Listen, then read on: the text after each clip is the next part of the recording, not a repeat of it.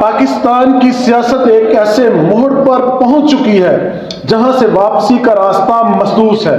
ایک طرف اڈیالہ جیل کی اونچی دیواریں ہیں جن کے پیچھے عمران خان قید ہیں، اور دوسری طرف اقتدار کے ایوانوں میں بیٹھے ہوئے وہ مہرے ہیں جو دعویٰ تو عوامی نمائندگی کا کرتے ہیں مگر جن کی نظریں کہیں اور لگی ہوئی ہیں۔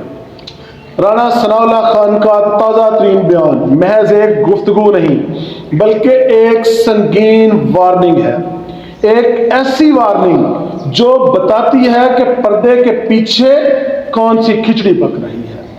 کیا عمران خان کی رہائی کا راستہ ہموار ہو چکا ہے، ہموار ہو رہا ہے، یا یہ محض ایک طوفان ہے یا طوفان سے پہلے کا سکون ہے؟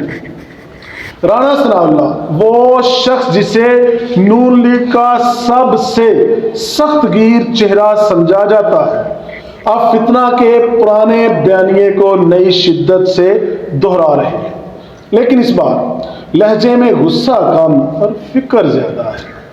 وہ کہتے ہیں ملک ایک بڑے حادثے کے دہانے پر کھڑا ہے، 9 مئی ہو یا 26 نومبر، ان کے بقول پاکستان ہر بار تباہی کے قریب سے ہو کر گزرا ہے، لیکن سوال یہ ہے کہ اگر خطرہ اتنا ہی بڑا ہے تو اس کا حل کیا ہے؟ کیا حل صرف جیل ہے یا پھر کچھ ایسا ہے جو عوام سے چھپایا جا رہا ہے؟ عمران خان کا ایک ہی مطالبہ ہے اور کہ میں صرف اسٹیبلشمنٹ سے ہی بات کروں گا۔ یہ ضد ہے یا کوئی گہری حکمت عملی؟ رانا ثناء اللہ اس پر سوال اٹھاتے ہیں۔ وہ پوچھتے ہیں کہ وہ کون سا قانون ہے جو ایک سیاسی لیڈر کو براہ راست اسٹیبلشمنٹ سے مذاکرات کی اجازت دیتا ہے؟ یہاں تجزیہ کرنے والے سوچنے پر مجبور ہیں۔ کیا عمران خان جانتے ہیں کہ اصل طاقت کہاں ہے، اور کیا حکومت صرف ایک بفر زون بن کر رہ گئی ہے؟ یہ وہ سنگین سوال ہے جو پاکستان کے پورے جمہوری ڈھانچے پر ایک سوالیہ نشان لگا دیتا ہے۔ اب آتے ہیں اس سوال پر جو ہر پاکستانی کی زبان پر ہے، عمران خان رہا ہوں گے یا نہیں؟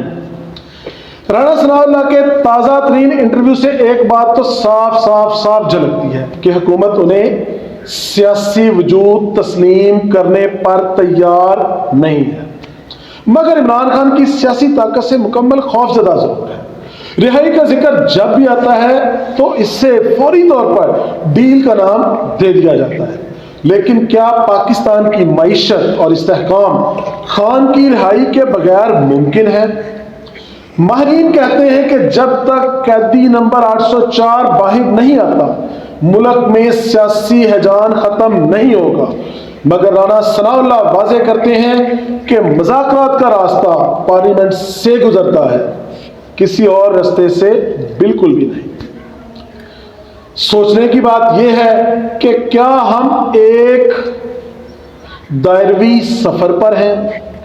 2018 میں جو ہوا 2022 میں وہی دہرایا گیا، اور اب 2024، 25، 26 بھی اسی کشمکش کی نظر ہو رہے ہیں۔ رانا ثناء اللہ کا یہ کہنا ہے کہ سیاستدانوں کو بیٹھنا ہوگا۔ بظاہر یہ بہت اچھا لگتا ہے، لیکن کیا کوئی بیٹھنے کو تیار ہے؟ جب ایک فریق دوسرے کو فتنہ سمجھے اور دوسرا پہلے کو مینڈٹ چور، تو مکالمہ کہاں ہوگا؟